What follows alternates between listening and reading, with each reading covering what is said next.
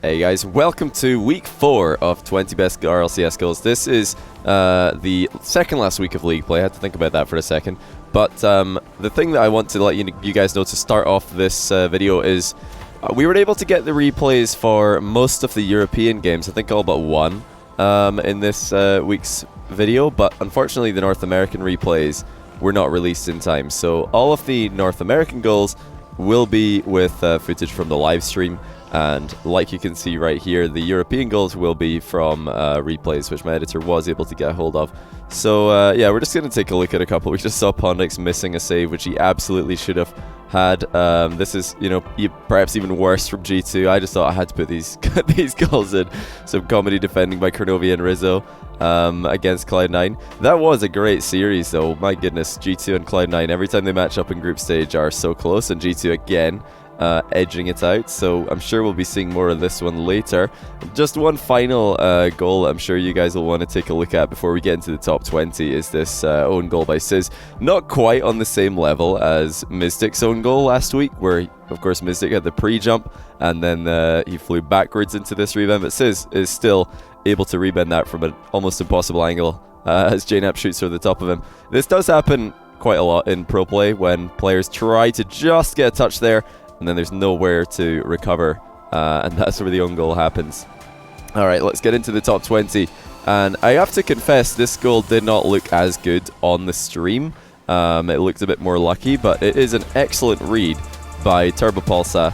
First to win the race to the ball against Cuxer, and then to recover, read the ceiling bounce, and dunk on Mystic to put it in and take the lead in Game 3 against Flipside. This was another one of those great series where Flipside actually played probably the best that we've seen them play, but all 3 games went to overtime, so it wasn't a one-sided series at all. This is from the same series, Cuxer now, in that 3rd game of overtime, and like I said, every game went to overtime, every game Flipside were able to win. Look at that vision by Mystic to put it infield to Cux, and Cux with a great place shot to get it past the defense, and well done by Flipside, 3-0ing Galeforce. Not many people saw that coming. I certainly didn't. A win wouldn't surprise me, but 3-0 all overtimes. That just shows how clutch Flipside are playing in OT this season. Classics is going to be number 18 for me. After the ball bounces around the rogue end for a while, he's able to capitalize, take a little bit of time to set up a play for himself. Infield pass by Chrome. Classics wins the race to the ball. Doesn't jump the right way initially, but he's able to recover very well by dodging to the right and slots it in the top corner at a good bit of speed given how difficult this angle was. So that dodge really just made this goal for me, and that's why I think it deserves number 18. Not an easy thing to time there. Alright, let's take a look at another great assist, this time from Pashy. Freaky getting the goal credit. Against Fnatic, Game 4, Vitality already leading. And keep an eye on Pashy there in the far side of your screen as he gets the ball past Snasky on the wall, but dodges in such a way that he can recover and then take the ball past Maestro as well. Or no, Siki, sorry. But that dodge there really did set up this play, baiting in Siki. Siki thought, okay, Pashy's just jumped off the wall. I could take this for free.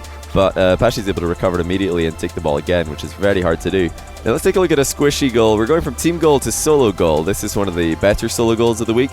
They're quite rare in RLCS these days with such a focus on team play. But Squishy dodging into the boost very well, gives him an excellent recovery time, and completely surprising the Evil Genius's defense with how quickly he was able to transition the ball from one side of the field to the other, up the wall, back off the wall, and into the middle of the field with a little air dribble. Well played, Squishy, for number 16. Number 15, we're back to team plays, but this is not without a great solo effort for the finish as well. Marky Duda and Pondix able to work the ball down the line. Pondix to Marky, back to Pondix, and then back to Marky again, who, just like Classics, is able to hit this shot with an early dodge, a well-timed dodge. Starts off correcting his flight path as he didn't read the ball bouncing perfectly, but that doesn't matter when your dodge mechanics are this good and you can time your shot as well as that.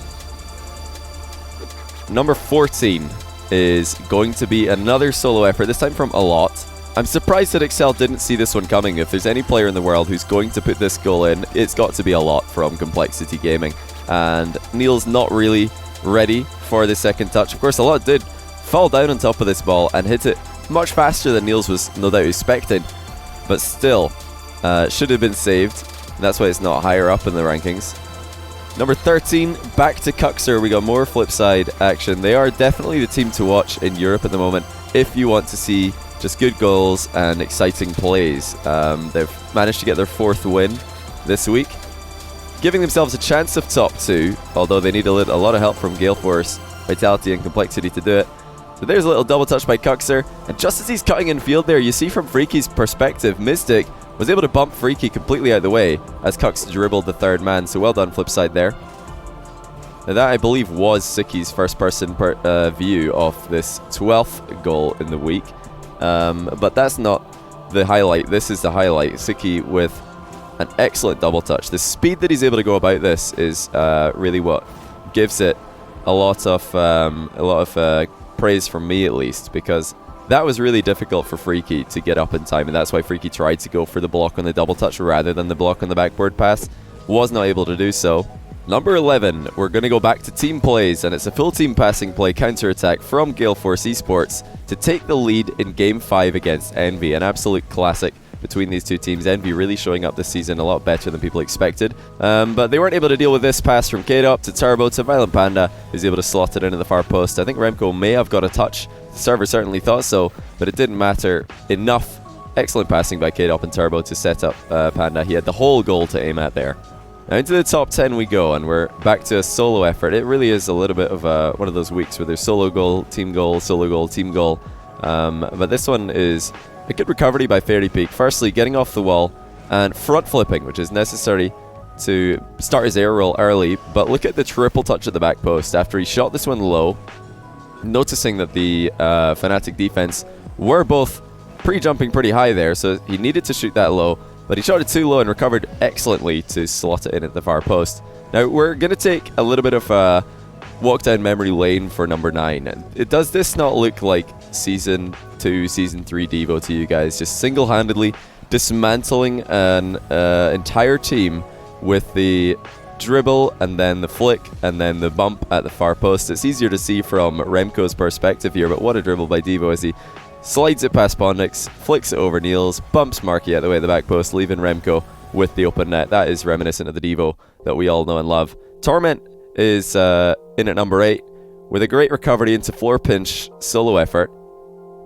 This is not easy to do, and I want to point out that he side flips very early here and immediately starts flying down, and it looks like he's freestyling a little bit, but really he's just trying to get to the ball as fast as possible. He's desperately trying to get the nose of his car pointing towards the ball's location, and that's why we see him making that ducking move. Completely surprising Rizzo.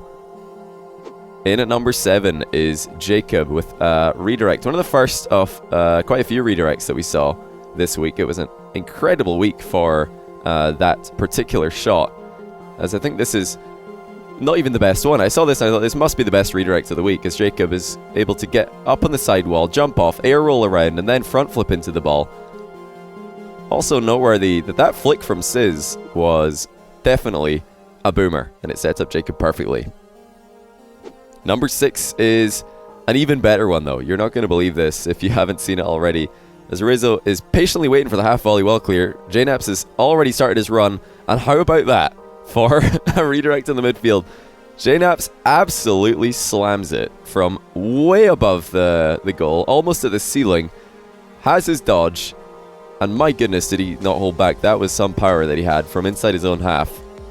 Now, less power on this shot, one of the slowest goals of the day, but no less skillful. Definitely just as important. G2 trail by a goal against Cloud9. Rizzo is able to catch the ball, taking Squishy out of the game, accelerates past it, and demos Gimmick on the goal line to put it into the open net. And the presence of mind for Rizzo to pull this play out. Of course, we all have demo plays. They're gaining popularity in this season. But to pull it out when you're down by a goal in Game 5 against Cloud9, that is spectacular stuff. ignite, similar situation, down by a goal against Gale Force Esports with not too long left, 2 minutes left, and he gets the ceiling and backboard read for a self-set double touch straight off a kickoff. Excellent stuff by Ignite. Good play by Devo to lose the kickoff in that direction. But Ignite had a lot to do here. 2 bounce reads, and he had to ignore Violent Panda on the back wall, hoping the Panda would miss, which he did. But I don't think we've seen enough of Rizzo. Let's go back to Rizzo for number 3. And it just keeps getting better and better this week. I think this might be the best week for just shot quality, as there's some incredible solo efforts. Look at that double touch by Rizzo. On the turnaround mid-air, he's able to flick this pass from Kronovi into the backboard. Not only that, but follow up and put it in at good speed. Top corner on the aerial. So well played, Rizzo, number 3. But look at the clock again. We are now in overtime of that same game we saw earlier. Cloud9 versus G2. Into overtime we go. And this is a ridiculously good shot by JNaps, coming out of almost nowhere and hitting the ball that hard. Not just surprising all of the viewers, but surprising Gimmick, who was stationed pretty well on the goal line. Gimmick's positioning here is not too bad, but it's definitely not showing enough respect to JNaps and his shooting potential. However, Timmy goes one better, and he is going to take the top spot this week with another Game 5 game winner. This time the lob pass from Dapper gets found downfield from Timmy. You just saw Timmy there recovering on the back wall. Look at the placement though. Straight out of a montage. Top corner, bar down. You can't beat that. JNaps' shot was a little bit more of a pressure situation in overtime, but Timmy still takes the cake with the placement. Anyway guys, thanks a lot for watching as always. We'll be back one more week maybe with another 20 best goals. But until then, take care and I'll see you in the next one.